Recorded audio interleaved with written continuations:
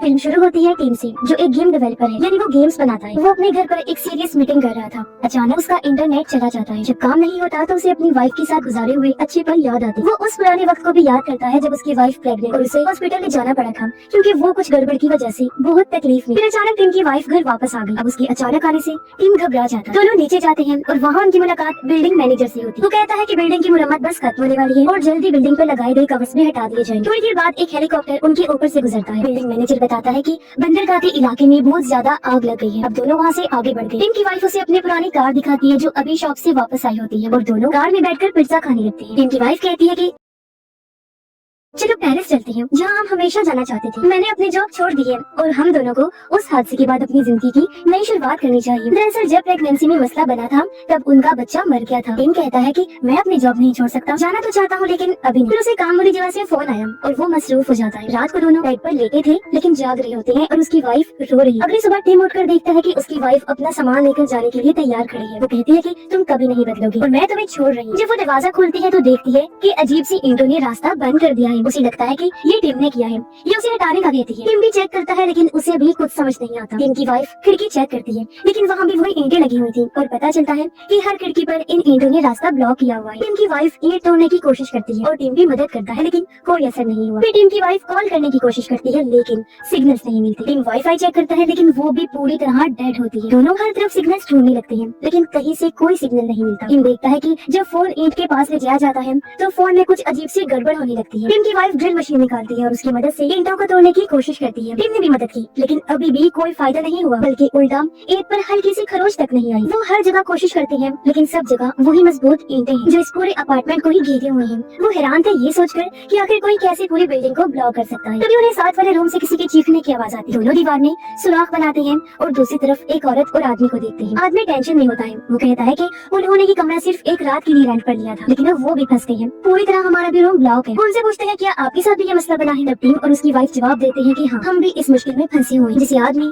और ज्यादा घबरा जाता है। टीम की वाइफ उनसे कहती है कि रात तुमने कुछ अजीब देखा था। उन्होंने जवाब दिया हम तो सो गए थे लेकिन जब सोकर उठे तो घर को ऐसी हालत में पाया। औरत भी घबरा रही होती है। तब टीम की वाइफ उसे तसल्ली देती है। टीम देखता है कि पानी भी नहीं आ रहा। फिर दोनों अपने लिए जरूरी सामान जमा कर लेते हैं। टीम कहता है ये सब वीडियो गेम जैसा है और हमें यहाँ से निकलने का रास्ता ढूंढना चाहिए। लेकिन टीम की वाइफ कहती है कि ये तुम्हारी घटिया गेम की तरह नहीं है, ये सच में मुसीबत है। और अब दोनों का इस बात पर झगड़ा हो जाता है। जब टीम की वाइफ वहाँ से निकलती है तो टीम गुस्से में अपना फोन उस दीवार पर दे मारता है। वो जब बैठा हुआ था तो दीवार पर कुछ नोटिस करता है। चेक करने पर उसे पता चला कि मेरे टूटे हुए फोन की चिप उस ईंट की दीवार पर चिपक गई है। उसे समझ लग जाती है कि ये ईंट किसी मैग्नेट मकनातीस की तरह काम कर रही है। टीम की वाइफ आई और लड़ाई करने के लिए माफी मांगती है। टीम चम्मच लेकर दीवार पर चिपका देता है और अपनी वाइफ को दिखाता है कि दीवार एक मैग्नेटिक पावर है। अब दोनों सारी लोहे वाली चीजें इकट्ठा करके उस दीवार पर लगा दी। टीम की वाइफ नोटिस करती है कि स्क्वायर शेप में मैग्नेटिक पावर ज्यादा है, यानी कि चौरस में। लेकिन तभी वो लोहे की चीजें हिलने लगती हैं और हवा में उड़कर उनकी तरफ जाने लगती है। टीम अपनी वाइफ को लेकर नीचे झुक जाता है मगर उसकी वाइफ ने नोटिस किया था कि टीम जख्मी हो गया है क्योंकि कुछ लोहे की चीजें उसकी पेट में घुस गई। उसकी वाइफ उन चीजों को निकाल कर टीम की मरहम पट्टी करती है। थोड़ी देर बाद फिर से साथ वाले कमरे से औरत के चीखने की आवाज आती है। दोनों उस तरफ भागकर उन लोगों को आवाज लगाते हैं लेकिन आगे से कोई जवाब नहीं आता। इसलिए दोनों दीवार की सुराख को और बड़ा करने का फैसला करते हैं। फिर दीवार को तोड़कर उनके कमरे में जाते हैं। टीम के पास एक बेड था जबकि उसकी वाइफ के पास पेपर स्प्रे होता है। वो रूम के अंदर जाकर देखते हैं कि औरत बेड के पास गिरी हुई है। टीम की वाइफ उसे उठाती है और टीम आदमी को ढूंढता है। अचानक वो आदमी टीम पर हमला कर देता है। टीम पर कूदकर उसे जमीन पर गिरा देता है। ये देख टीम की वाइफ आकर आदमी के ऊपर पेपर स्प्रे कर देती है। टीम उसे मारने लगता है लेकिन औरत उसे बचाने के लिए सामने आ गई। कहती है कि उसने मुझे कुछ नहीं कहा बल्कि वो खुद गिर गई थी जो वो ईंट तोड़ रही थी। शायद उन दोनों ने रात को कुछ ज्यादा ही पी ली।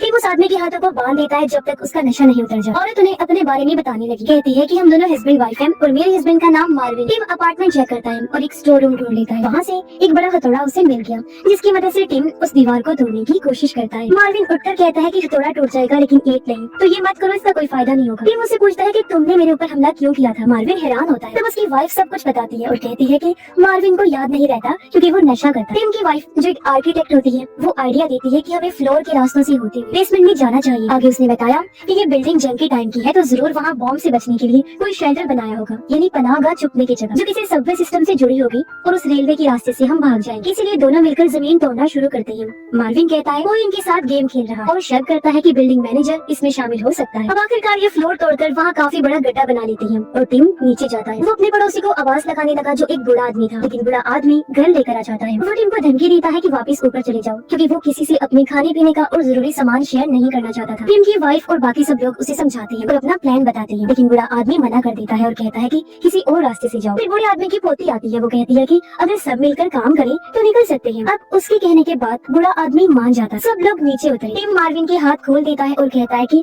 जमीन तोड़ने में मदद करो। अचानक टिम ने एक डिवाइस को देखा। जब उसे खोलता है तो अंदर कैमरा होता है। वो बुरे आदमी से पूछता है क्या ये कैमरा उसने लगाया है। बुरा आदमी कहता है कि नहीं, बताता है कि ये बिल्डिंग मैनेजर ने लगवाई। टिम फिर दूसरी जगह पर जाकर एक और डिवाइस खोलता है जिसके अंदर भी कैमरा था। मार्विन कहता है कि कोई हमारे साथ स्क्विड गेम की तरह खेल रहा है और उसने हमें यहाँ फंसा दिया है और वो इंसान कैमरास के जरिए हमें देख रहा है, जो और कोई नहीं बल्कि बिल्डिंग मैनेजर है जो इस गेम का मास्टर है। टिम की वाइफ कहती है कि हमें उसे पूछना चाहिए और वो अगले फ्लैट में ही रहता है। सब मिलकर दीवार तोड़ती है और उसके कमरे में आ जाती है, लेकिन वो ये देखकर दंग रह जाती है कि बिल्डिंग मैनेजर मरा हुआ है। उसकी दोनों हाथ काट दिए गए थे और आसपास खून बिखरा पड़ा था। उसके हाथ भी वहाँ से गायब थे। मार्विन को उल्टी होती है और वो वॉशरूम चला गया। तब उसकी वाइफ भी पीछे जाती है। टिम की वाइफ भी घबरा गई। तब टिम उसे शांत करता है, लेकिन वो भी रूम से बाहर चली गई। टिम बिल्डिंग मैनेजर का फोन चेक करता है जिसमें इस दीवार की बहुत सारी तस्वीरें। फिर सब लोग दोबारा जमीन तोड़ना शुरू कर देते हैं। टिम की वाइफ उसे एक न्यूज आर्टिकल दिखाती है जिसमें उसी आग का जिक्र होता है, जिससे उसे लगता है कि जरूर इन सब के बीच में कोई कनेक्शन। अचानक जोर से जमीन टूट जाती है जिससे टिम, मार्विन और उसकी वाइफ नीचे गिर जाती है। टिम की वाइफ नीचे आकर उसे संभालती है, जबकि मार्विन और उसकी वाइफ भी खुद को संभाल लेती है। बूढ़े आदमी की पोती भी तैयार होती है नीचे जाने के लिए। बूढ़ा आदमी उसे बंदूक देते हुए कहता है कि वो अकेली जाए, मैं यही रुकूंगा, लेकिन उसकी पोती जबरदस्ती उसे ले जाती है। जब नीचे पहुंचे तो एक आदमी हाथों को उठाए हुए वहाँ आता है। अपने बारे में बताते हुए कहता है कि मेरा नाम यूरी है और जो इस फ्लैट में रहता था वो मेरा दोस्त था और मैं कुछ दिन के लिए उसके पास रहने के लिए आया था। वो पूछता है कि वो लोग जमीन क्यों तोड़ रही हैं, तुम लोगों का क्या प्लान है। अब जब वो प्लान सुनता है तो हंसने लगा। कहता है कि ये ईंट की दीवार उनकी हिफाजत के लिए है और कहता है कि ये एक हाई टेक सिस्टम है जो किसी भी हमले से बचाता है। टिम पूछता है क्या तुम्हारे पास इस थ्योरी का कोई सबूत है। यूरी के पास कोई खास जवाब तो नहीं था, इसलिए वो अजीबोगरीब थ्योरीज बताने लगता है। टिम की वाइफ पूछती है कि तुम्हारा दोस्त कहाँ है जो यहाँ पर रहता है। यूरी उन्हें अपने दोस्त की लाश दिखाता है और कहता है कि वो अचानक गिर गया था, शायद दिल का दौरा पड़ा होगा और वो इन ईंटों के बारे में रिसर्च भी कर रहा था। सब लोग उदास हो जाते हैं और बात करते हैं कि क्या बाहर सब कुछ खराब हो चुका है या नहीं, हमें जाना चाहिए या फिर नहीं। मार्विन, उसकी वाइफ और टिम की वाइफ कहते हैं कि वो बाहर जाने का रिस्क लेंगे, घर में फंसे रहना सही नहीं है। वो सब रूम से बाहर निकल जाते हैं। बूढ़े आदमी की पोती पीछे रहती है ताकि यूरी के दोस्त का काम चेक कर। यूरी कहते हैं कि इसी दीवार की टेंशन लेते लेते मेरा दोस्त भी मारा। बूढ़े आदमी की पोती भी बाकी लोगों के साथ चली जाती है। सब लोग जमीन तोड़ते हैं और नीचे बेसमेंट में चले जाते हैं। वहाँ वो सुरंग ढूंढते हैं और दरवाजे को तोड़ने लगते हैं, लेकिन वो ये देखकर हैरान रह गई कि उसके पीछे भी वो ईंटों की दीवार मौजूद है। मार्विन गुस्सा होकर हथौड़े से दीवार पर मारता है। टिम उसे रोकने की कोशिश करता है। बूढ़ा आदमी गन उस पर तान देता है शांत करने के लिए। मार्विन कहता है ओके ओके अब सब ठीक, लेकिन अचानक बंदूक छीनकर दीवार पर शूट कर देता है। गोलियां दीवार के पास रुककर वाइब्रेट करने लगती है। टिम चिल्लाता है कि सब झुक जाओ। सब झुक जाती है और गोलियां उनके ऊपर से गुजर गई, लेकिन बूढ़ा आदमी सही टाइम पर झुक नहीं पाता और एक गोली उसे लग जाती है। उसकी पोती फौरन पास जाती है और सबसे मदद मांगती है। मार्विन उसकी मदद को आया, लेकिन बूढ़े आदमी की पोती उस पर चिल्लाने लगती है और अब बूढ़ा आदमी वहीं दम तोड़ देता है। सब लोग यूरी के दोस्त के कमरे में बैठे हुए थे। मार्विन की वाइफ पूछती है क्या सबकी जिंदगी में कोई ऐसी सेम चीज हुई है जो हम सबको जोड़ती हो। वो कहती है कि जब वो छोटी थी तो मरते मरते बची। बूढ़े आदमी की पोती कहती है कि उसकी माँ कैंसर से मर गई। यूरी कहता है कि वो एक आदमी को मार चुका है जब वो पुलिस में था। बूढ़े आदमी की पोती कहती है कि सब मार्विन के बारे में जानते ही हैं जो उसने अभी अभी किया। मार्विन फिर माफी मांगता है बूढ़े आदमी को लेकर, लेकिन उसकी पोती फिर से उस पर चिल्लाती है। अब वो लोग टिम और उसकी वाइफ से पूछते हैं। उसकी वाइफ बोलने लगी, लेकिन टिम रोकता है। इसके बावजूद भी वो बता देती है कि हमने अपना बच्चा तब खोया है जब वो मेरे पेट में था। टिम दूसरे कमरे में चला जाता है। उसकी वाइफ भी वहाँ आ गई और दोनों की फिर से लड़ाई होने लगती है। उसकी वाइफ कहती है कि हमारा बच्चा मरने के बाद तुम सिर्फ काम में घुस गई और कभी मुझसे ठीक से बात नहीं की, सारी तकलीफ मुझे अकेले ही झेलना पड़ी। टिम खुद को रिलैक्स करता है और बाकियों से कहता है कि हमें हाथ पर हाथ रख के नहीं बैठना चाहिए, बिल्डिंग मैनेजर के कमरे में कुछ सबूत ढूंढने चाहिए। बूढ़े आदमी की पोती कहती है कि यूरी के दोस्त का काम भी चेक करना चाहिए, शायद वहाँ हमें कुछ पता चल जाए। अब टिम, मार्विन और उसकी वाइफ बिल्डिंग मैनेजर का रूम चेक करने जाते हैं, जबकि टिम की वाइफ और बूढ़े आदमी की पोती यूरी के दोस्त का काम देखने जाते हैं, लेकिन यूरी को इसमें कोई दिलचस्पी नहीं। जब वो बिल्डिंग मैनेजर का घर चेक कर रहे हैं, टिम देखता है कि ये रूम ऊपर वाले रूम की निस्बत छोटा है। वो एक दीवार चेक करता है और उसे पता चला कि यहाँ एक खुफिया रूम है। मार्विन भी एक रिमोट ढूंढ लेता है, लेकिन इस पर पासवर्ड लगा हुआ था। वो लोग रिमोट पर पाउडर फेंकते हैं और उंगलियों के निशान उन्हें मिलते हैं, जो निशान 4 नंबर्स पर थे। अब वो लोग उन्हें 4 नंबर्स का पासवर्ड बनाते हैं। मार्विन की वाइफ कहती है वो तब तक बाकी लोगों को बुला रही थी। और उन दोनों को यूरी की दोस्त के रूम से उसका बिजनेस कार्ड मिलता है। गार्ड से पता चलता है कि वो नैनो टेक्नोलॉजी पर काम कर रहा था। वो एक कंपनी से जुड़ा हुआ था जो नैनो टेक्नोलॉजी और डिफेंस सिस्टम के बारे में थी, यानी किसी भी खतरे से बचने के लिए जो टेक्निक्स और टेक्नोलॉजीज इस्तेमाल होती थी उन सब के बारे में। वो लोग यूरी से पूछते हैं, लेकिन वो कहता है कि उसने अपने काम के बारे में कभी ज्यादा बात नहीं, वो सिर्फ ये जानता है कि मेरा दोस्त एक प्रोग्रामर था। वो और तलाशी लेती है तो उसके दोस्त का लैपटॉप और फोन टूटा हुआ मिलता है। यूरी कहते हैं जब भी मेरे दोस्त को कुछ समझ नहीं आता था तो वो चीजें दीवार से मारकर तोड़ दिया करता था। उन्हें एक कागज मिलता है जिस पर कोड लिखा हुआ था। शायद ये कोड दीवार खोलने के लिए था। यूरी हंसकर कहता है कि अगर दरवाजा खोला गया तो खतरनाक शुआएं अंदर आकर सबको मार देंगे। मार्विन की वाइफ आकर कहती है कि उन्होंने कुछ ढूंढा है। टीम की वाइफ और यूरी चेक करने ऊपर जाने लगते हैं, जबकि बूढ़े आदमी की पोती और रिसर्च करने के लिए इधर ही रुक जाती है। टीम अलग अलग पासवर्ड लगाता है और एक लगाते ही वो खुफिया दरवाजा खुल गया। वो लोग अंदर जाते हैं तो वहाँ पर कंप्यूटर्स थे जिन पर उन सबके कमरों में लगाए गए कैमरास की फुटेज चल रही। वो टीम और उसकी वाइफ का कमरा चेक करते हैं और इस ईंटों की दीवार के फैलने का सही वक्त दे। ये दीवार पूरी बिल्डिंग पर ऐसे फैल रही थी जैसे कोई डिफेंस सिस्टम ऑन हो गया हो और ये एडवांस नैनो टेक्नोलॉजी हो। बूढ़े आदमी की पोती यूरी की दोस्त की लाश को चेक करती है। जब उसका स्कार्फ हटाकर देखती है तो गला घोटने के निशान। उधर वो लोग यूरी के दोस्त के कमरे को चेक करते हैं जिसकी लाश जमीन पर पड़ी हुई थी। जब वो यूरी से उसकी मौत के बारे में पूछते हैं तो देखते हैं कि यूरी वहाँ नहीं होता। मार्विन उसे ढूंढने जाता है और वो लोग वीडियो देखते हैं जिसमें यूरी का दोस्त फोन लेकर इस दीवार के पास गया था और वहाँ लाइट 3-4 बार फ्लैशेस होती हैं और पता चलता है कि यूरी की दोस्त ने ईंटों की इस दीवार को खोल लिया था। मार्विन यूरी को ढूंढने उसके कमरे में गया और देखता है कि यूरी अपने दोस्त के काम को जला रहा है। टीम और बाकी लोग भी वो फुटेज देख लेते हैं जब यूरी अपने दोस्त का गला दबा रहा था। मार्विन देखता है कि